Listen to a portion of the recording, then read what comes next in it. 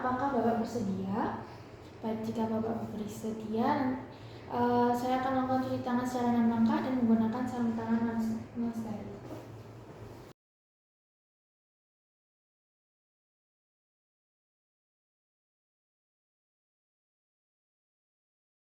Baik, jika sudah menggunakan cuci tangan dan juga memakai sarung tangannya, saya sedikit membuka celana dan baju Bapak.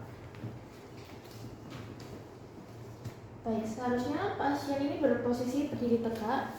Lalu saya akan menginspeksi terlebih dahulu daerah kanalis inguinalis, kanalis femoralis, dan juga pada skrotumnya. Apakah terlihat adanya benjolan, bengkak, dan juga kemerahan. Lalu selanjutnya saya meminta pasien untuk batuk sambil memeriksa apakah adanya benjolan atau dorongan pada daerah kanalis inguinalis, femoralis, dan juga skrotum. Bisa batuk. Baik, lalu menginspeksi pada sisi satunya. Lalu saya akan melakukan palpasi pada daerah kanalis inguinalis dan kanalis femoralis dan juga pada skrotumnya. Apakah adanya benjolan, nyeri dari isi dari skrotum dan efek faktor.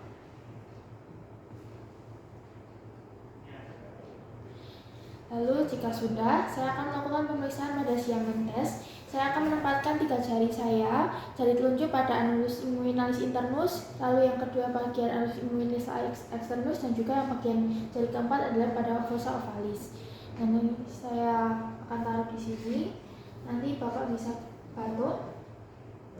Baik, apabila dirasakan adanya benjolan pada jari kedua, maka itu adalah hernia inguinalis lateralis, lalu untuk jari ketiga medialis, lalu untuk jari keempat adalah hernia femoralis.